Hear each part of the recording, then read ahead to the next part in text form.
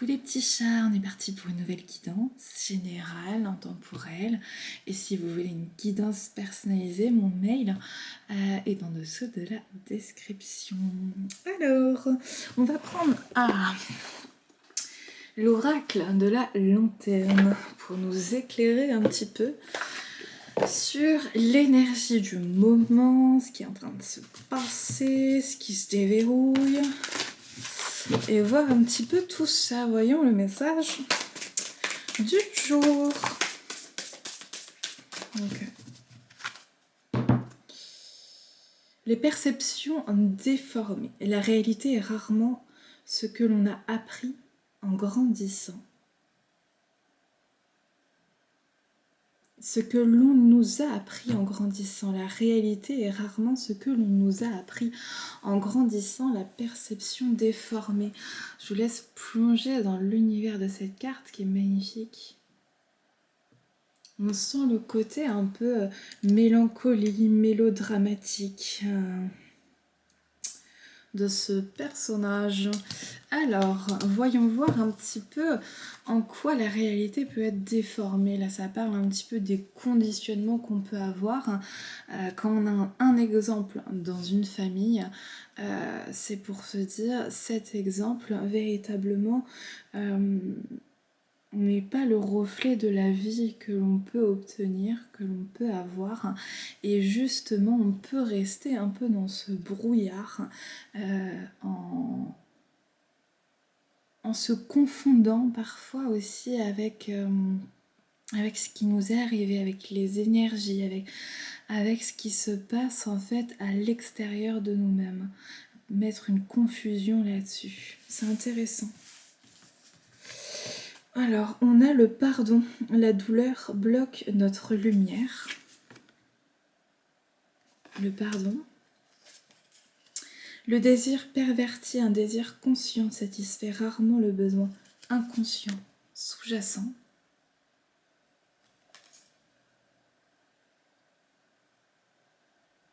Le désir perverti. La voix. Vous êtes ici pour être révélé, alors parlez et faites-vous remarquer. Et la métamorphose, le pouvoir et la force se trouvent dans notre capacité à accueillir le changement.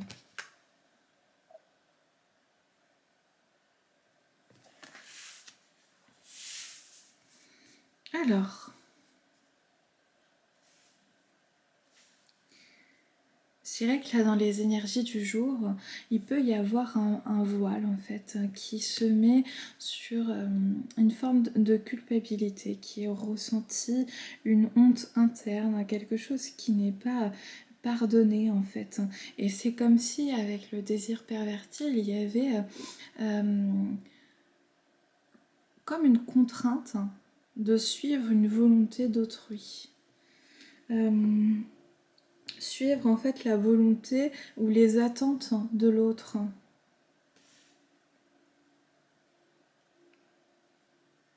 Et en fait, c'est véritablement ce qui a besoin d'être transformé à l'heure actuelle. C'est de se dire pourquoi je m'en veux d'exister, d'être là, d'avoir fait certains actes, certaines choses. Pourquoi n'ai-je pas assez confiance pour créer en fait ma propre réalité? Est-ce que je peux avoir la volonté de rentrer en moi-même, de plonger à l'intérieur de moi, de mes véritablement de mes besoins, de mes désirs personnels et les faire entendre, exprimer ma propre vérité intérieure et commencer à sortir de ma coquille. C'est comme si en fait il y avait eu une sorte d'exemple qui avait été donné, soit d'une mère, d'une grand-mère, d'un père, d'un grand-père, qui a été pris un petit peu pour exemple de manière inconsciente.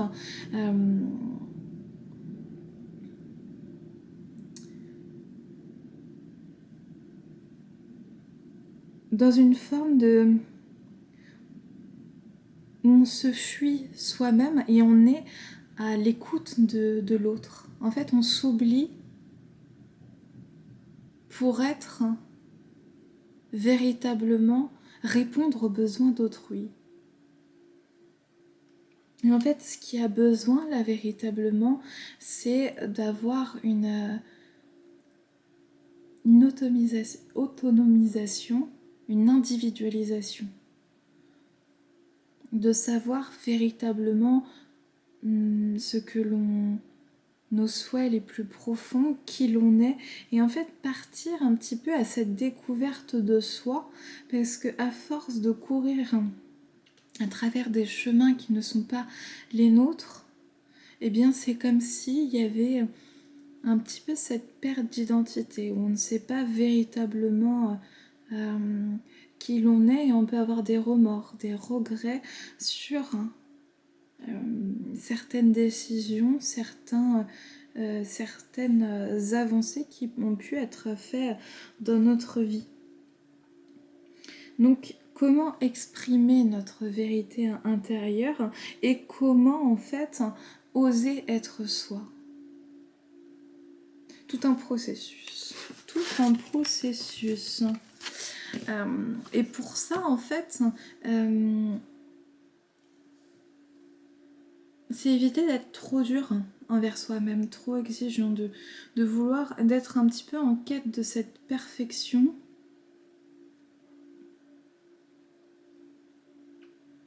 C'est comme s'il y avait une forme de néant là. C'est un peu nébuleux. On se trouve dans un étau et on ne sait plus véritablement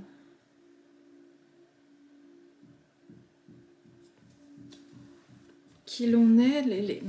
C'est comme s'il y avait une paire de repères, et cette paire de repères actuelle, justement, on met en garde de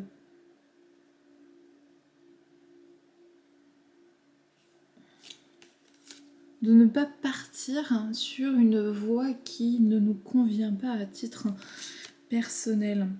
Et on nous demande finalement de rentrer dans le pardon et l'amour inconditionnel pour justement transformer notre réalité. Ah, il y a un autre message après celui-là, peut-être de synthèse, on verra. Tel que vous êtes, vous n'avez rien à prouver. Mais c'est ça. C'est véritablement, bon, venez comme vous êtes, ça c'est pour le McDo, mais autrement, tel que vous êtes dans les imperfections, dans les fantaisies, dans l'extravagance, mais aussi dans les côtés plus introvertis, où il y a des peurs. C'est oser s'ouvrir à soi. C'est un beau début de message. Alors, on va le compléter. Ok. Avec réminiscence des vies antérieures. Pour ceux qui ont suivi, c'est rare que je parle des vies antérieures là-dessus. On pourrait le faire. Hop. Mais là, c'est plutôt de se dire les énergies, en fait.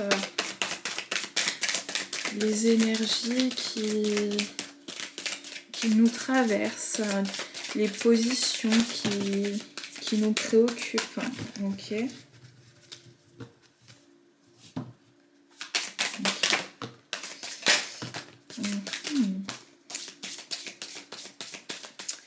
Alors, c'était dans cet ordre-là,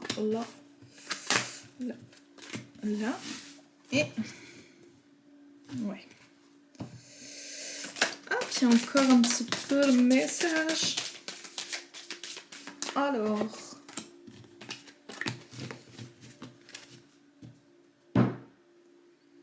militaire ou chevalier?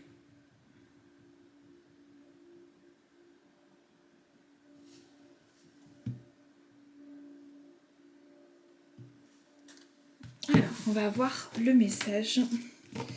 Il y a beaucoup de cartes. On va voir. Ouf, on a la noyade, la Chine antique, alimentation et faim, savant et enseignant,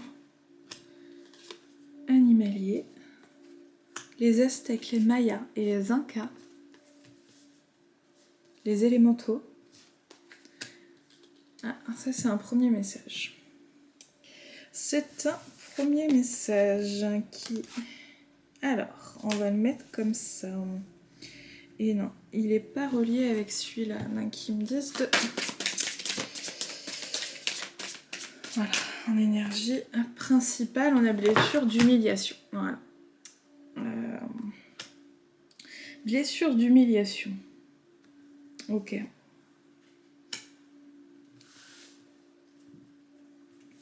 Donc,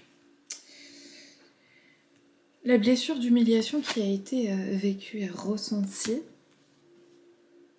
comme telle, donc avec de la honte, de l'anxiété, il peut y avoir certains comportements un petit peu boulimiques, des comportements compensateurs qui peuvent aider en fait à surmonter cette blessure d'humiliation, avec par exemple aussi l'autodérision. Je m'auto-casse moi-même pour éviter en fait que l'autre le fasse. Et bien en fait, ça a créé véritablement une perte de repères, et au-delà de cette perte de repères, là on peut parler nuit noire de l'âme, ou là ça évoque la noyade, mais véritablement cette perte de repères, ce flou. Il y a eu un événement, des événements qui ont pu en fait faire perdre de l'énergie, véritablement. Et en plus de cette perte d'énergie, c'est comme se sentir étranger à soi-même, étranger aux autres, étranger à une situation, et être dans une situation précaire au niveau de la nourriture affective, de la nourriture telle quelle, donc c'est-à-dire pouvoir avoir une difficulté aussi financière particulière, ou véritablement être dans une forme de...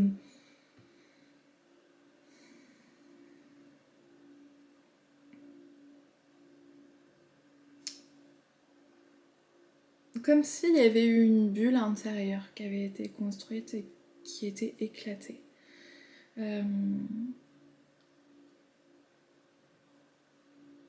C'est comme s'il y avait ce savoir intellectuellement, la conscience de,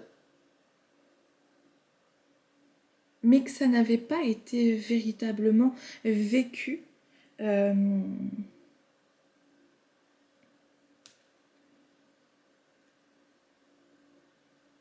Et en fait, là, ça nous parle de la libération de cette blessure d'humiliation. C'est comme si, grâce à l'événement ou les situations particulières qui ont pu appuyer consciemment ou inconsciemment sur cette blessure d'humiliation, avec ce sentiment de aussi je me dégoûte, je n'aime pas véritablement mon reflet dans le miroir, je ne m'accepte pas et je ne m'aime pas comme je suis.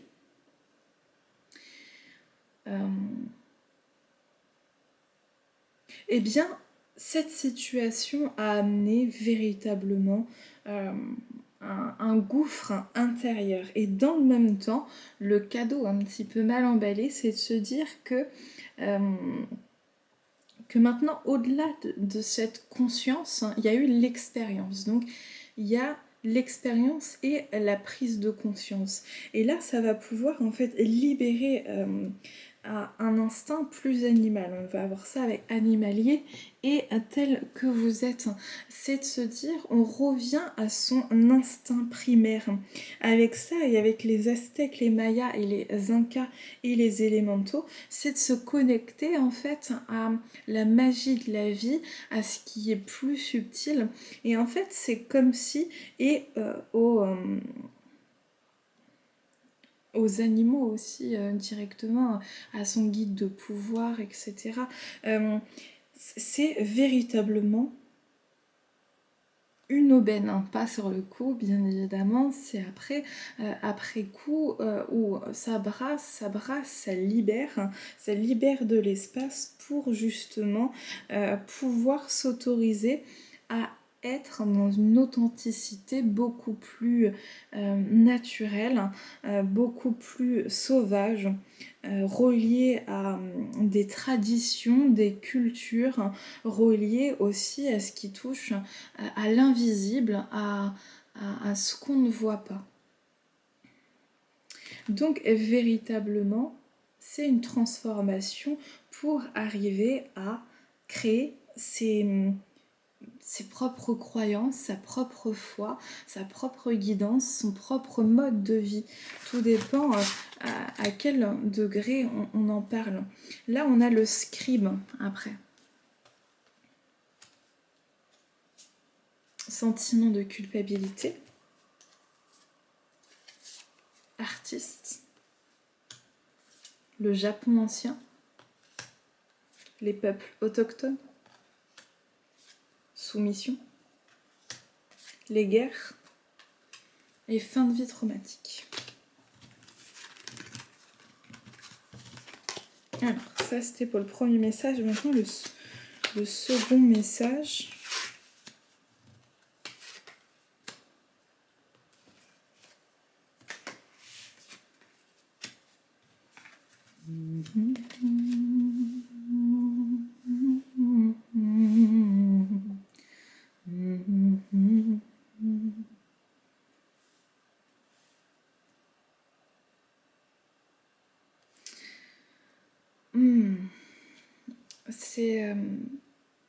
C'est comme s'il y avait une volonté d'écrire sa propre réalité, sa propre vie, de par l'écriture ou les arts en particulier, et qu'avec en fait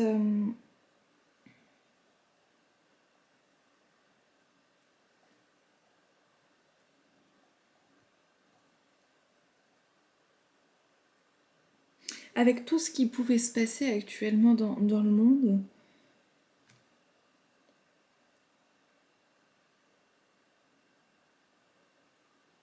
eh bien, il y avait ce sentiment de culpabilité de pouvoir être bien si ce n'est pas le cas au niveau général, au niveau global, au niveau planétaire, mondial, national, familial. Tout dépend vraiment de l'échelle qui tient véritablement à cœur. Mais c'est comme si mes proches ne peuvent pas être bien. Eh bien, moi-même, quand je vais bien, il y a une part de culpabilité. On en revient un petit peu au premier message qui était aussi d'être focalisé sur l'autre. Eh bien là, ça revient aussi à la même énergie de j'ai peur que si j'entame telle action, tel processus, eh bien je vais déranger, je vais gêner, je vais rentrer en fait dans un certain désaccord, hein. Parce qu'en fait il y a des projets peut-être de voyage, il y a des projets de s'intéresser à d'autres cultures différentes, des arts différents. Ça peut être art martial avec le Japon ancien, mais ça peut être largement autre chose, ça peut être aussi le niveau du manga ou des choses de ce type là. Et en fait, c'est comme si on ne voulait pas rentrer en guerre, on avait peur de cela, avec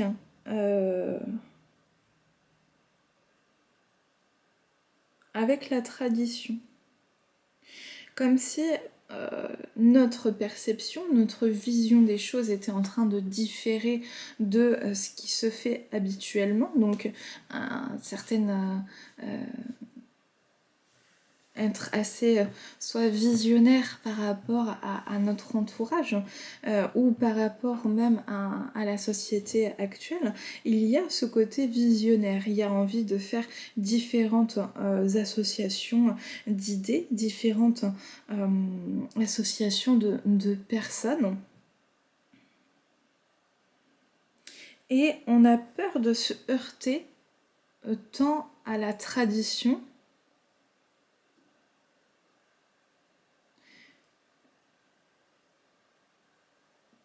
à la vision traditionnaliste de, de ce qui nous entoure, de ce qui nous touche personnellement. Donc il y a une forme actuellement de soumission à ce côté, je dois respecter un cadre, je dois respecter certaines règles, je me dois d'être digne. Qu'ainsi il y avait des injonctions qui venaient encore de l'extérieur et que finalement je préfère me soumettre pour éviter en fait le conflit avec le côté traditionnel du clan familial, peu importe. Là c'est une forme d'adaptation. Et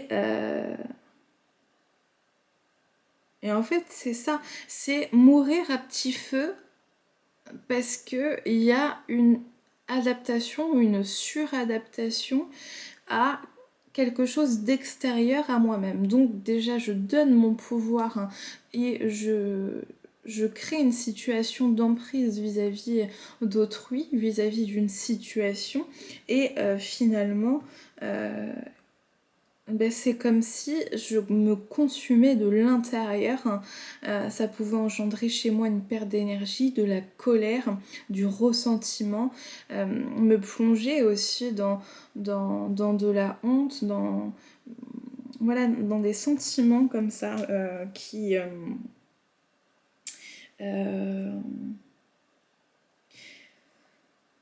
crée aussi une auto-dévalorisation de ma propre personne et de mes propres projets. Ok.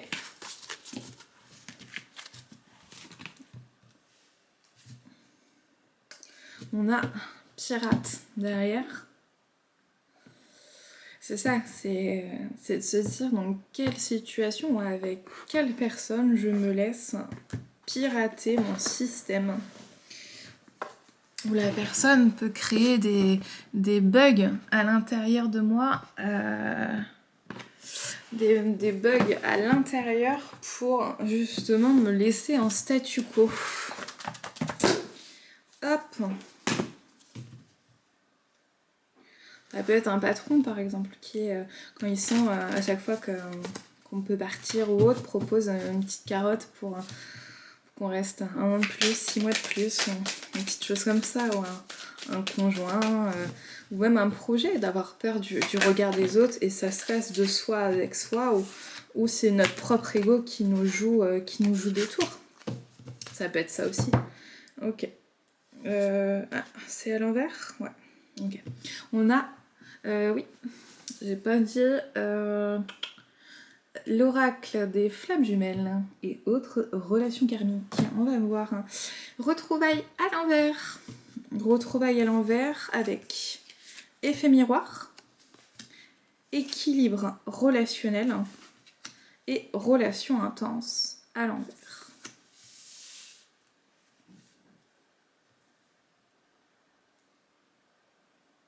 Ok.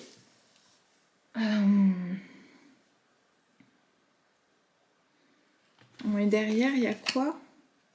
Expérience douloureuse et blessure d'âme à l'envers. Avec... Ok. Alors...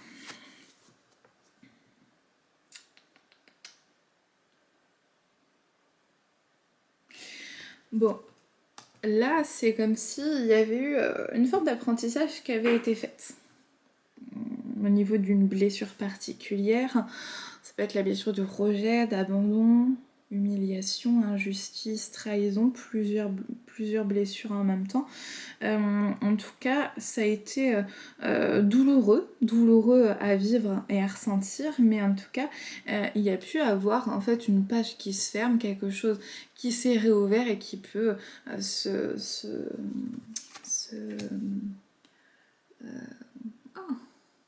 circuler, voilà, qui peut circuler librement pour mettre fin à quelque chose. Et les retrouvailles sont inversées. Est-ce que ce sont les retrouvailles avec soi-même où on a du mal à se retrouver soi et ce qui peut rentrer aussi en cohérence avec la guidance? Est-ce que c'est le retrouvail aussi avec une autre personne où finalement il y a une forme de distance émotionnelle, une forme de prise de recul, un repli sur soi, parce qu'on sent bien en fait qu'il y a une situation qui sépare, une situation qui voilà, où on se dit c'est la fin de la situation. Il y avait en fait un effet miroir, si c'est véritablement une autre personne, un effet miroir dont je comprends certains de tes comportements, soit tu as un comportement inversé au mien, soit véritablement c'est comme ça que moi-même je me comporte en société ou avec moi-même. Donc il y a véritablement des blessures qui rentrent comme ça en écho avec l'un et l'autre. Et il y avait cette recherche d'équilibre relationnel qui a pu être trouvée dès lors qu'il y avait moins d'intensité dans la relation. Peut-être qu'il y a eu une prise de distance et finalement les entrevues ou autres, eh bien ça a créé en fait moins d'intensité, moins de passion, moins de feu d'artifice d'un coup, et grâce à ça, ça a pu apaiser en fait chez l'un et chez l'autre la situation et aplanir la relation. Donc c'est comme si dans cette situation, on pouvait aussi se quitter en bons termes, hein, qu'il y avait là pas spécialement de ressentiment. Il y avait c'est quelque chose qui s'est assaini. Âme double. Voilà. On voyait un petit peu chez l'autre, dans une certaine façon, dans une certaine mesure,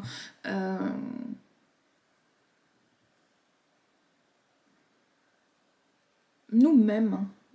Au-delà de la relation miroir où on voit que certains comportements, on sent qu'en fait dans l'énergie, dans ce qu'il y a au plus profond de l'âme, hein, dans notre intériorité, sans prendre en compte tout le persona que notre ego, nos peurs que l'on se construit par le conditionnement que l'on a eu, en fait on sentait une connexion très profonde.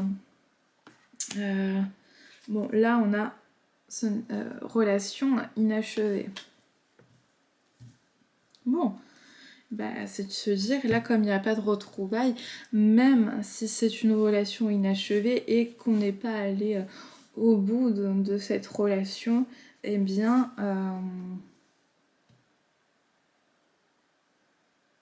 faut se dire que si ça doit se refaire un jour, ça se refera. Et au cas où, effectivement, les choses peuvent aussi être provoquées à un moment ou un autre. Ok. Donc là, c'était plutôt au niveau relationnel. Est-ce que on peut avoir... Ok, avec l'oracle des Médéors. Alors, on va voir un petit peu...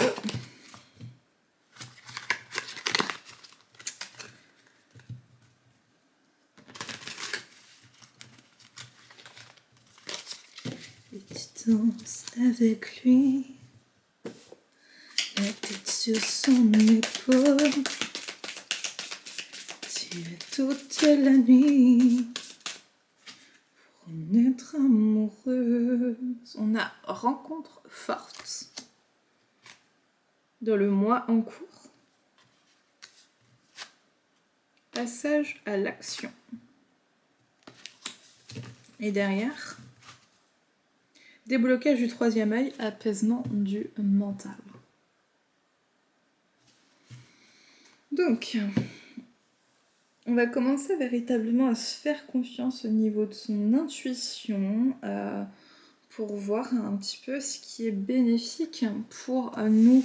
Et au niveau relationnel, c'est de se dire qu'en principe, dans le mois en cours, il y a une rencontre forte qui induit en fait ce passage à l'action. C'est-à-dire que il peut y avoir une révélation, une synchronicité, quelque chose, quelqu'un, une voix, un mot qui, ça sonne comme une évidence. Et là, ça débloque la situation actuelle. Ok. On va continuer amour inconditionnel pour compléter ce message. Hop. Donc là, la période un petit peu introspective, la période où on cherche, on se remet en question, on se pose... voilà. Et justement, il y a beaucoup de mental, il y a beaucoup d'ego, il y a beaucoup de peur. Et c'est une invitation finalement à se mettre dans l'instant présent, à vivre cet instant présent. Voyez plus loin. Parce qu'effectivement, même si dans cet instant présent, on ne trouve pas ça très agréable, ce nettoyage qui est en train de se faire pour justement passer à autre chose, eh bien, là, c'est comme si, quand on voit au-delà de la situation actuelle, au-delà de ce qui est en train de se passer, mais il y aura des portes qui vont pouvoir s'ouvrir. Et ça, en fait, parfois, il suffit de pas grand-chose sur le chemin pour se remettre en action, pour être bien. Donc, c'est au quotidien, qu'est-ce qui peut me mettre un petit peu en joie. Je sais que, bon là c'est pas le cas malheureusement, mais je sais que moi dans mon ancienne habitation, il y avait un cheval. J'étais à 10 minutes. 10 minutes d'un cheval et puis j'allais le voir. Je lui donnais une pomme, une carotte, enfin bref, j'allais le nourrir et puis et je passais comme ça, ça me faisait une petite promenade de 20 minutes aller, 20 minutes retour et je passais un petit quart d'heure avec lui. Ben, mais quotidiennement en fait, je me faisais mon petit rituel comme ça pour aller me balader, etc. Et c'est comment trouver du plaisir à faire quelque chose qui nous fait véritablement du bien, quoi. Du bien, c'est bon pour le moral. Moi, par exemple, les guidances, ça me procure ce plaisir. Et quand vraiment je l'ai pas, parce qu'en ce moment, oui, moi je trouve ça compliqué, et ben je préfère ne pas le faire. C'est pour ça que je fais un peu moins en ce moment. Mais si je le fais, aux règles de l'intuition, si je le fais, c'est que ça va. Je reprendrai plus sérieusement quand on sera mieux, quoi. Alors, soleil. Tu es le soleil de mes jours. Ces rayons illuminent ton âme, ton cœur, et tu renoues avec l'énergie de ton père intérieur. Relié à ta nature solaire, ta vraie puissance s'étend sur le monde. Chaman. Laisse la femme médecine s'éveiller en toi. Tes dons innés de visionnaire et de guérisseuse s'activent au quotidien pour réaliser le but de ta venue sur Terre. Ce qui est intéressant avec ça, avec le côté étant visionnaire et guérisseur, c'est un peu ce qui est vu avant dans, dans les cartes, hein, de se dire que parfois quand on a un côté visionnaire, qu'on a de l'avance sur notre temps, sur les personnes avec qui l'on est, eh bien on n'est pas compris, on est jugé, on est pointé du doigt. Et en fait, si on retourne l'énergie d'autrui contre soi, ça crée aussi la blessure d'humiliation, où on a l'impression en fait que on a une plus faible estime de soi, on a honte de soi, honte d'être qui on est, on aurait envie peut-être d'être normal, de faire partie de la norme, d'avoir des envies. Et le côté guérisseuse, on sait ce qu'on voit globalement et c'est le fil rouge de toute façon des guidances. Et c'est de se dire qu'on a cette capacité en nous-mêmes et qu'on peut l'activer véritablement.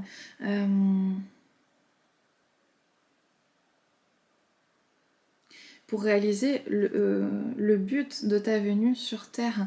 C'est ça qui est intéressant aussi, c'est se dire, là, avec le message d'avant, comment s'émanciper de l'autre, donc du regard de l'autre, de l'approbation de l'autre, de peu importe, d'autrui, pour aller chercher en fait ces ressources intérieures avec l'autre, bien évidemment, parce que moi, il y a des personnes qui m'accompagnent sur mon chemin d'éveil spirituel.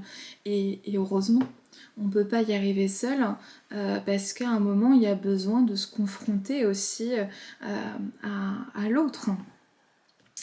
Et l'autre, c'est un bon effet miroir avec ce côté ping-pong,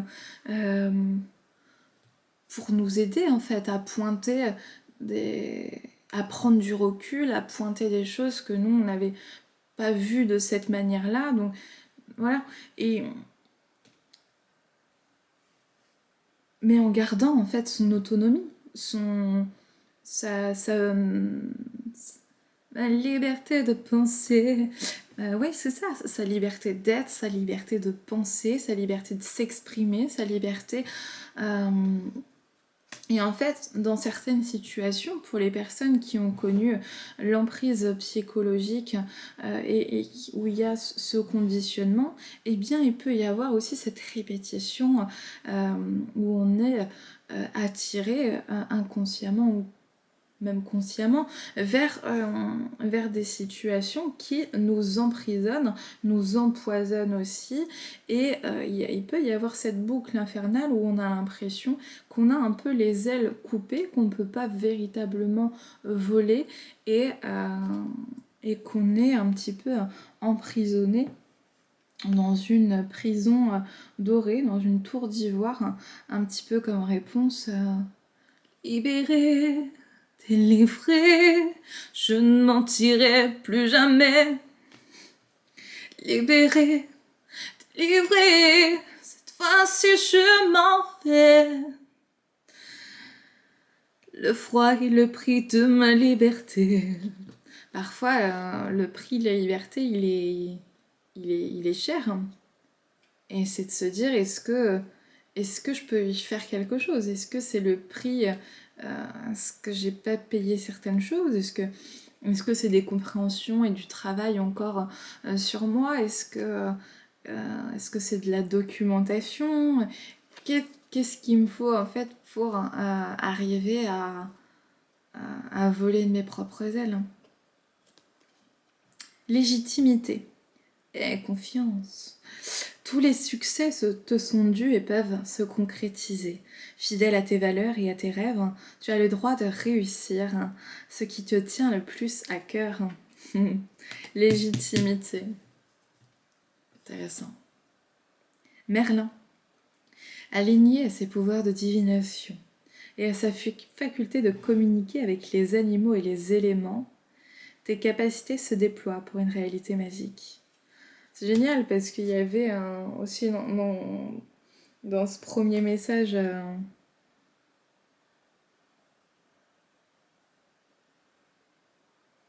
être connecté aux animaux, à la magie, aux éléments aussi, avec le côté traditionnaliste, etc. C'est une autre façon de le dire. C'est intéressant ce feedback. Et le dernier, sacré. Tes besoins sont prioritaires et légitimes. 2 fois légitimité.